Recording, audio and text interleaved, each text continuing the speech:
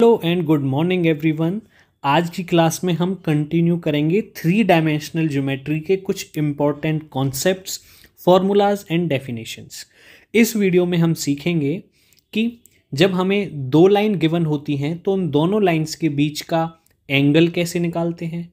जब वो दोनों लाइंस परपेंडिकुलर होती पैरेलल होती हैं तब एंगल कैसे निकालते हैं। जब वो पैरेलल नहीं होती हैं तब क्या एंगल बनता है, क्या कंडीशन होती है। कार्टेशियन फॉर्म में हम क्या फॉर्मूला लगाते हैं, वेक्टर फॉर्म में हम क्या फॉर्मूला लगाते हैं। Shortest distance between two parallel lines या फिर एनी टू लाइंस हम कैसे निकालते हैं। पोजीशन वेक्टर का यूज़ हम कैसे करते हैं। ये सारी चीज़ें आज हम सीखने वाले हैं आज की वीडियो में। अगर अभी तक आपने हमारे चैनल RKC मैथ्स को सब्सक्राइब नहीं किया है तो प्लीज़ सब्सक्राइब कर लें, वीडियो को लाइक कर दें और स्टार्ट कर लेते हैं बिना किसी देरी के। तो सबसे पहली जो चीज़ मैं आपको बताना चाहता हूँ, सबसे पहली चीज़ नोट डाउन करते जाएंगे साथ के साथ। वेक्टर इक्वेशन, वेक्टर इक्वेशन अगर आपसे कोई पूछे what is the vector equation of a line passing through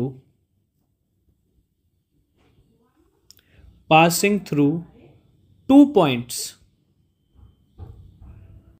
दो पॉइंट्स गिवन हो और उन दोनों पॉइंट्स से अगर कोई पास करती है लाइन तो उस लाइन की वेक्टर इक्वेशन क्या होगी। तो देखिए जो लाइन की इक्वेशन बनेगी उसको हम आर वेक्टर से रिप्रेजेंट करते हैं और वो बन जाएगी vector A plus lambda vector B. अब vector A and vector B यहाँ पे क्या हो जाएंगे। देखो वेक्टर ए एंड बी अगर आप यहाँ पे नोट डाउन करेंगे तो vector A and vector B, these vectors are the position vectors of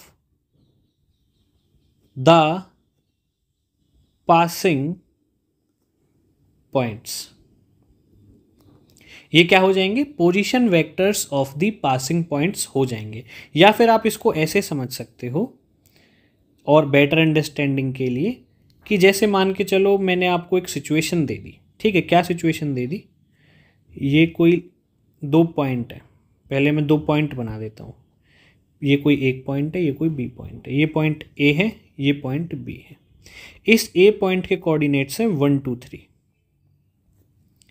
इस बी के कोऑर्डिनेट्स हैं 4 1 3। अब इस लाइन को अगर मैं बनाऊंगा ए और बी को ज्वाइन करके, अगर मैं ए और बी को ज्वाइन करके यहाँ पे एक लाइन बनाता हूँ, ए और बी को मैंने ज्वाइन करके एक लाइन बना दी। इस लाइन की वेक्टर इक्वेशन अगर पूछता है तो मैं क्या करूँगा, इसको तो as a passing point treat कर लूँगा, पासिंग पॉइंट। और इस पासिंग पॉइंट का ही मैं वेक्टर बना दूंगा। वेक्टर क्या बन जाएगा, 1 2 3 को आप एज ए कोफिशिएंट ले लें, 1 2 3 को, ये पासिंग पॉइंट हो जाएगा। 1 2 3 को आप क्या ले लें, एज ए वेक्टर ले लें। मैं इसको थोड़ा सा और अच्छे से लिख देता हूं जिससे आपको ये समझ में आ जाए।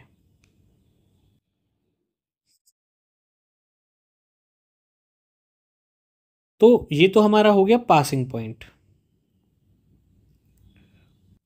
Passing point. थोड़ा पेन को मैं हल्का कर लेता हूं, पासिंग पॉइंट, पासिंग पॉइंट हो गया। इस पासिंग पॉइंट का वेक्टर बनाना बड़ा आसान है। 1 2 3 को कोफिशिएंट ले लो, मतलब पहले 1 लिख लो, 2 लिख लो, 3 लिख लो। आई कैप प्लस जे कैप प्लस के कैप, ये बन गया आपका वेक्टर ए जो मैंने लिखा हुआ है यहां पर। अब बी कैसे बनाएंगे, बी होता है position vector of the passing point. B point मेरा ये है, इस बी पॉइंट का पोजीशन वेक्टर मैं कैसे निकालूंगा, मतलब बेसिकली आपको बी ए निकालना है, बी ए। तो ये कैसे निकलेगा, बहुत आसान होता है। 4 - 1 आई कैप प्लस 1 - 2 जे कैप प्लस 3 - 3 के कैप। मतलब इसमें से ये माइनस, इसमें से फिर 2 माइनस और 3 में से ये 3 माइनस, और इनके साथ आई जे के कैप लगा देंगे। और ये जो वेक्टर बन के आएगा मेरे पास, ये कौन सा वेक्टर बन के आएगा, ये बन के आएगा वेक्टर बी, जो हमें डायरेक्शन बताता है, किसी भी लाइन की डायरेक्शन बताता है। ये मतलब जो लैम्डा के साथ लिखा होता है ये डायरेक्शन के बारे में बताता है, और ये क्या बताता है, पासिंग पॉइंट। तो अब आई होप ये इक्वेशन आपको समझ में आ गई होगी, जो कि vector equation of the line होती है। क्लियर होगी बात।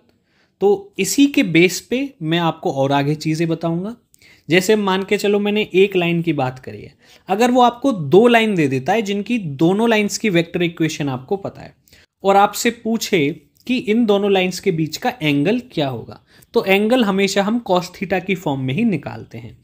क्योंकि देखो डायरेक्शन कोसाइंस की जब हम बात कर रहे थे पिछली क्लास में, तो कॉस ही यूज हो रहा है, तो उससे भी आप इस चीज को रिलेट कर सकते हो कि जो एंगल निकलेगा वो कॉस थीटा में ही निकलने वाला है। चलिए थोड़ा सा ऊपर करते हैं इसको और लिखते हैं अगली चीज। नेक्स्ट चीज आप नोट डाउन कर लें, बहुत ही इंपॉर्टेंट और अच्छी रहेगी आपके लिए। हेडिंग डाल लो, या फिर अगर आपको डालनी है, angle between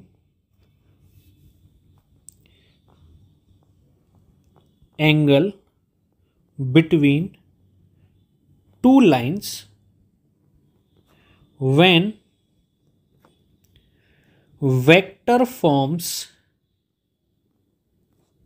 of both lines are given, both lines are given।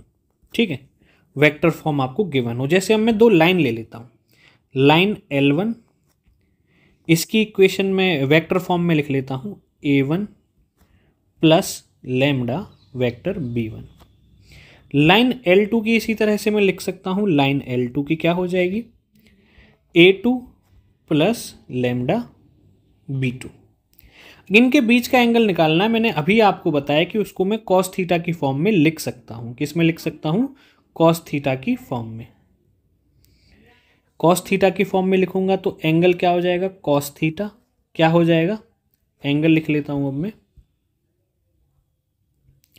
देखो यहां पे जो वेक्टर है जो हमें डायरेक्शन के बारे में बताता है, वो ही एंगल के बारे में बताएगा। तो B1 और B2 पे ही काम होने वाला है।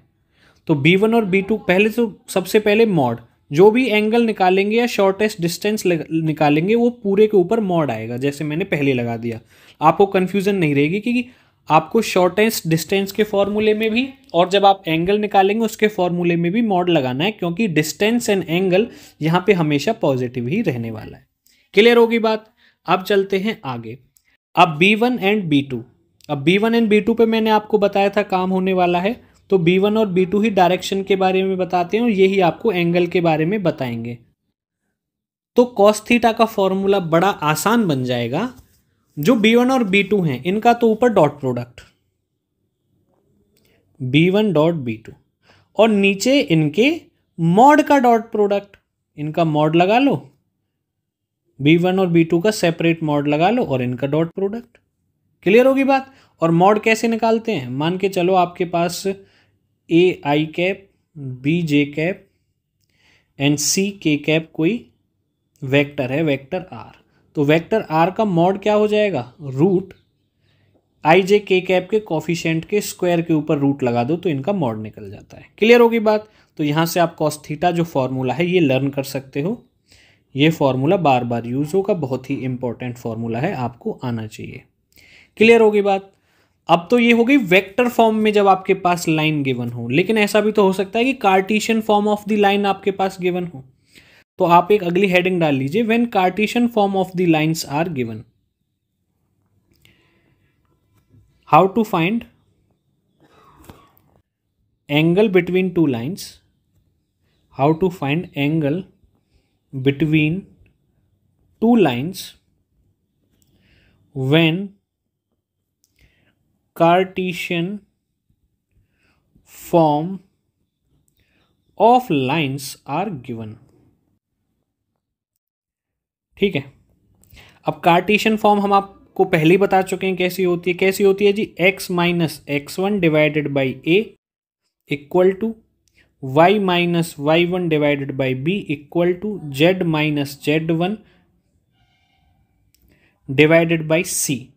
और इसमें x1 y1 z1 ये क्या होते हैं? Passing points. जिस भी लाइन की बात कर रहे हैं कार्टेशियन फॉर्म की, उस लाइन के पासिंग पॉइंट्स होते हैं। और जो ए बी सी नीचे लिखे हुए हैं ये क्या होते हैं आपके? ये क्या होते हैं भाई सब बताओ जल्दी से। ये आपके हो जाएंगे direction ratios of that line. Direction ratios, clear होगी बात? तो मान के चलो ये कोई लाइन 1 की इक्वेशन है, लाइन L1 की, ठीक है। ऐसे ही मैं लाइन 2 की भी बना सकता हूँ, x minus x2 divided by, इसको A1 B1 और C1 बोल लो, और इसको बोल दो x minus x2 divided by A2 is equal to y minus y2 divided by B2 is equal to z minus z2 divide by C2। अब ये equation 2 हो गई, मतलब आपके पास दो लाइन होगी जिनकी Cartesian form of the lines given है इक्वेशन 1 और 2 में। तो इन लाइन्स के बीच का अगर आपको कार्टेशियन फॉर्म एंगल निकालना है तो कैसे निकालेंगे? तो आपका क्या एंगल बन जाएगा यहाँ पे? अब मैं लिख लेता हूं कॉस थीटा। क्या बन जाएगा? कार्टेशियन फॉर्म में बहुत आसान होता है। कार्टेशियन फॉर्म में हम क्या करेंगे, मैंने आपको बताया था मॉड लग जाता है अभी पहले, तो पहले मॉड लगा दो। मॉड लगाया, इनके डायरेक्शन रेशियोज के प्रोडक्ट का सम, डायरेक्शन रेशियोज के प्रोडक्ट का सम कर दो। डायरेक्शन रेशियोज क्या है? A1 B1 C1 लाइन 1 के, A2 B2 C2 लाइन 2 के। तो यहां पे बन जाएगा A1 A2 plus B1 B2 plus C1 and C2। तो ये आपका क्या बन गया? फॉर्मूला एंगल निकालने का when we have two lines and their Cartesian forms are given. Please note down कर लें या स्क्रीनशॉट ले लें। क्लियर होगी बात? तो यहां पे हमारी एंगल का फॉर्मूला खत्म होता है। अब हम आगे डिस्कस करेंगे डिस्टेंस या फिर shortest distance between two lines हम कैसे फाइंड आउट करते हैं। चलिए आगे चलते हैं। अब देख लेते हैं शॉर्टेस्ट डिस्टेंस हम कैसे फाइंड आउट करते हैं। हेडिंग लगा लीजिए, how to find the shortest distance. Heading लगा लेंगे शॉर्टेस्ट डिस्टेंस की। शॉर्टेस्ट डिस्टेंस, या फिर थोड़ा डार्क लिखता हूं, मजा नहीं आया, पेन का कलर भी तो अच्छा होना चाहिए।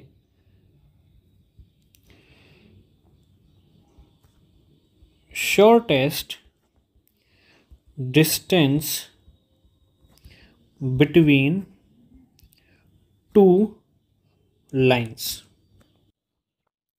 दो लाइंस के बीच का शॉर्टेस्ट डिस्टेंस अब हम कैसे निकाल सकते हैं? ठीक है, अब हमें ये काम करना है। क्लियर हुई बात या नहीं आई समझ में बात? तो अगर समझ में आई हो तो बताओ, और नहीं आई तो भी बताओ।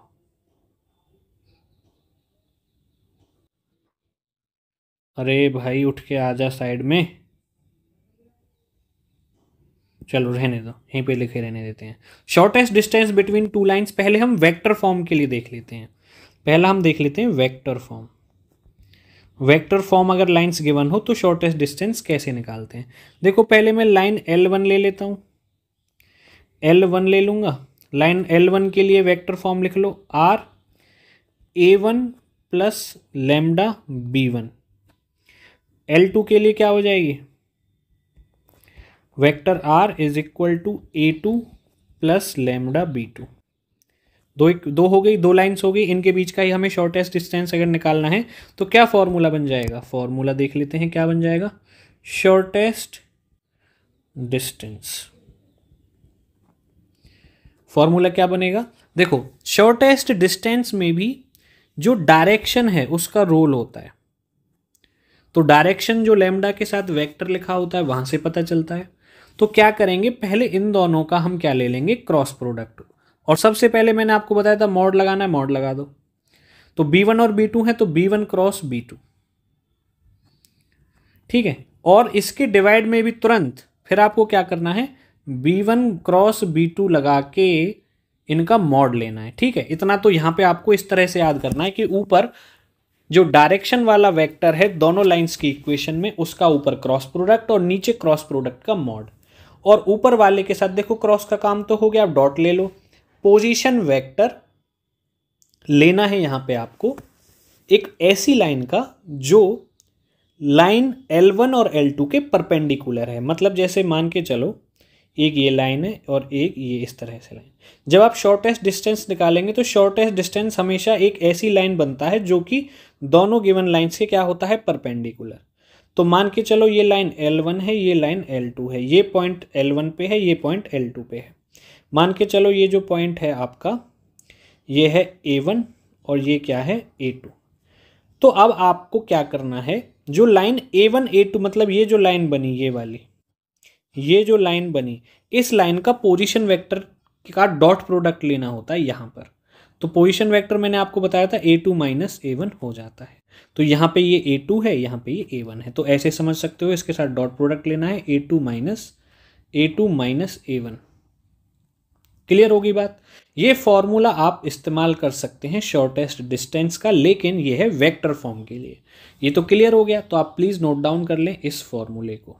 ठीक है जी, ये हो गया वेक्टर फॉर्म के लिए। लेकिन तब क्या होगा अगर आपको शॉर्टेस्ट डिस्टेंस निकालना पड़ जाए कार्टेशियन फॉर्म के लिए, तो आप इसकी भी हेडिंग डाल लीजिए, शॉर्टेस्ट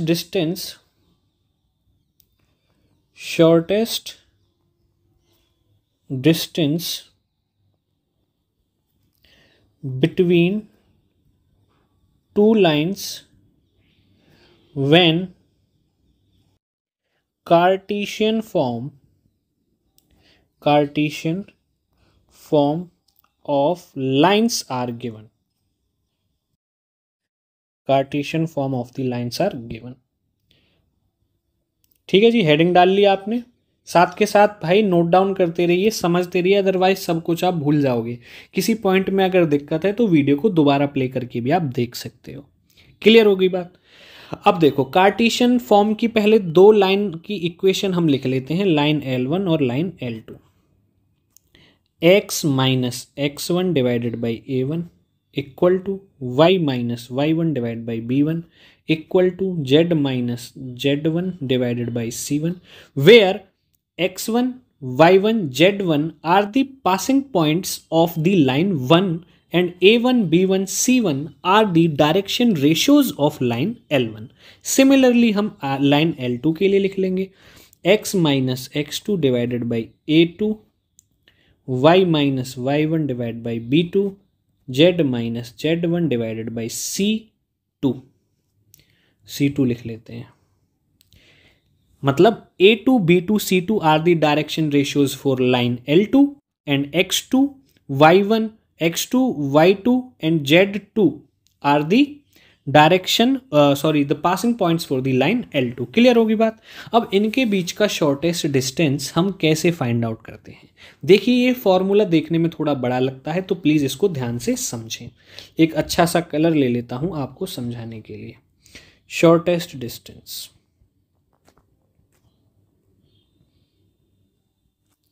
फॉर कार्टेशियन फॉर्म। देखो क्या करना है, सबसे पहले आपको देखो मॉड लगाना है। ठीक है, सबसे पहले आपको मॉड लगाना है। मॉड लगा दिया। मॉड लगाने के बाद आपको एक मैट्रिक्स वाली फॉर्म बनानी है, मैट्रिक्स या डिटर्मिनेंट वाली फॉर्म, ऐसे समझो इस चीज को। तो देखो पहले आप क्या करेंगे, जो पासिंग पॉइंट्स हैं उनका डिफरेंस लिखेंगे रो 1 में, मतलब यहां, यहां और यहां, मतलब ऐसे लेफ्ट टू राइट हम जो पासिंग पॉइंट्स है लाइन L1 और L2 के उनका डिफरेंस लिखेंगे। क्लियर हुई बात।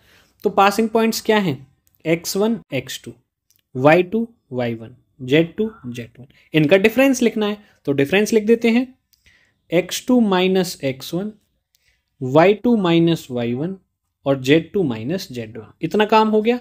उसके बाद जो बची हुई चीज है, इसमें क्या चीज बची हुई है भैया, ध्यान से देखेंगे। अब क्या चीज बची हुई है, A1 B1 C1 ये बचा हुआ है, ये लिख दो A1 B1 C1। उसके बाद A2 B2 और C2, A2 B2 और C2। कहने का मतलब रो 1 में हमने जो पासिंग पॉइंट्स है उनका डिफरेंस लिखा, रो 2 और रो 3 में हमने direction ratios of both the lines लिखे, पहले लाइन L1 का और फिर लाइन L2 का। इतना काम हो गया। इसके बाद आपको क्या करना है, नीचे लाइन लगानी है। नीचे लाइन लगाने के बाद जो फर्स्ट कॉलम है, मतलब जो ये वाला कॉलम है, इस पे हाथ रख लीजिए, मतलब इसको भूल जाइए। इसके बाद आपको क्या करना है, इसकी इससे मल्टीप्लाई माइनस इसकी इससे मल्टीप्लाई। ठीक है, और साथ के साथ लिखते जाना है वरना आपको कंफ्यूजन होगी। ठीक है, मैं कलर भी थोड़ा सा इसका चेंज कर देता हूँ, कुछ अच्छा सा कलर लेता हूँ।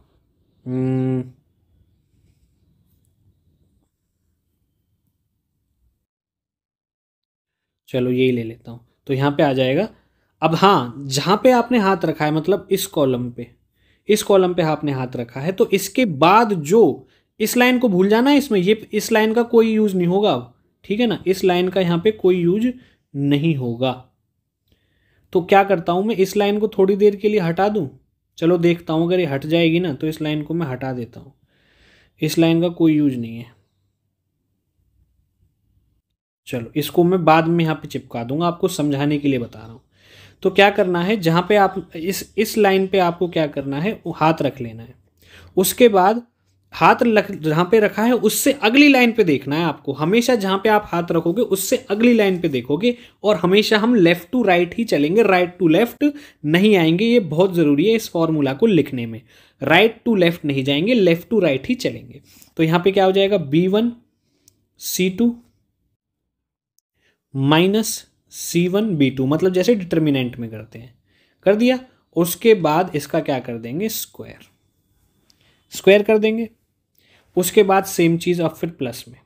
अब हमने इस पे हाथ रखना है, इस पे हाथ रख लिया, तो अब हम इसको देखेंगे क्योंकि हमेशा लेफ्ट टू राइट जाना है। तो अब इसका और इसका क्या होगा, क्रॉस मल्टीप्लाई। कहने का मतलब अब हमारा जो क्रॉस मल्टीप्लाई होगा वो होगा, इसको हटा देता हूं बीच वाले को, अब वो होगा अब इसका इसके साथ और इसका इसके साथ। तो ये है ना, तो ये इसको देखो, जो पहले आएगा उसको पहले लिखेंगे, C1A2 माइनस A1C2। क्लियर हो गया, स्क्वायर कर दो। ऐसे मत कर देना A1C2 माइनस C1A2, वो गलत हो जाएगा। मतलब यहां से इसको इससे मल्टीप्लाई करके पहले मत लिख देना, हमेशा इसको इससे मल्टीप्लाई, मतलब इस पे हाथ रखा है तो इससे अगले वाला ही पहले आएगा। ठीक है ना, तो इस चीज का आपको क्या करना है, ध्यान रखना है बहुत अच्छे तरीके से। ठीक है, अब आगे चलते हैं प्लस। अब इस पे हाथ रख लो, इन दोनों का काम तमाम हो गया, इसको हटा दो। इस पे हाथ रखो, अब इस पे। अब बचे ये वाला कॉलम और ये वाला कॉलम। अब इसके बाद क्या आएगा, इसके बाद तो यही आएगा ना, पहले जब ये खत्म हो गया तो यहां से स्टार्ट होगा। तो अब क्या आएगा, A1B2 माइनस A2B1 इसका स्क्वायर, और स्क्वायर लगाने के बाद इनके ऊपर आ जाता है स्क्वायर रूट, और ये आ जाएगा डिवाइड में पूरा आपका यहाँ पे। ये मैं इसको, हाँ ये आ जाएगा आपका पूरा डिवाइड में। ठीक है, और जो हटाया है उसको भूल मत जाना, उसको दोबारा अपनी पोजीशन पे पहुंचा देना। ये बनता है आपका फॉर्मूला। क्या बन जाता है ये आपका फॉर्मूला। मैं इसको थोड़ा क्लियर कर दूं जिससे कि आपको थोड़ा देखने में अच्छा लगे।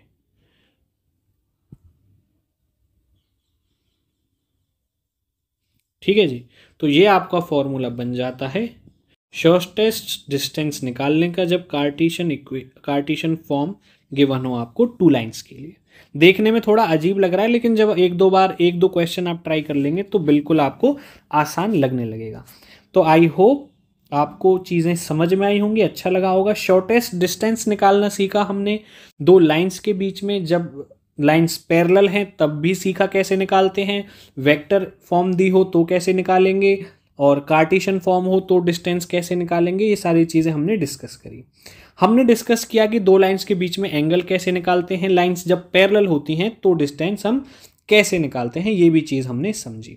Vector equation of the line, जब अगर हमें निकालनी हो एक ऐसी इक्वेशन की जिसके दो पासिंग पॉइंट्स हो तो तब कैसे लिखेंगे, पोजीशन वेक्टर का क्या रोल होता है, डायरेक्शन कौन सी चीज या कौन सा वेक्टर बताता है vector equation of the line में, और पासिंग पॉइंट्स कौन सा होता है, डायरेक्शन रेशियोज कौन से होते हैं। ये सारी चीजें हमने आज की क्लास में डिस्कस करी। अगर आपको कुछ भी समझ में आया हो, आपको ये लेक्चर वैल्यूएबल लगा हो, आपकी नॉलेज में ऐड ऑन हुआ हो, आपको समझ में आया हो, तो प्लीज़ वीडियो को लाइक करें। इसी से हमें हेल्प मिलती है हमारी यूट्यूब जर्नी को आगे बनाने के लिए, आगे बढ़ाने के लिए, आपके लिए ऐसी ही इंटरेस्टिंग वीडियोज़ को लाने के लिए। चलिए मिलते हैं आपसे अगली वीडियो में, तब तक के लिए take care and bye bye.